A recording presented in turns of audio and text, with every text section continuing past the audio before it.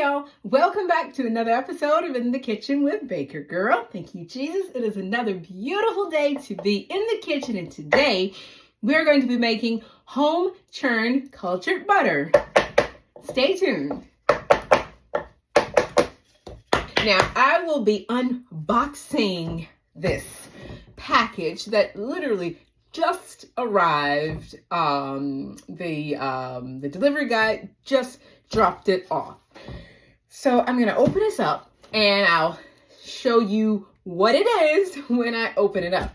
But before I do, don't forget to like this video and subscribe and share my channel with your friends and family if you enjoy getting free recipes, videos, and tips in your inbox weekly. Let's open it up.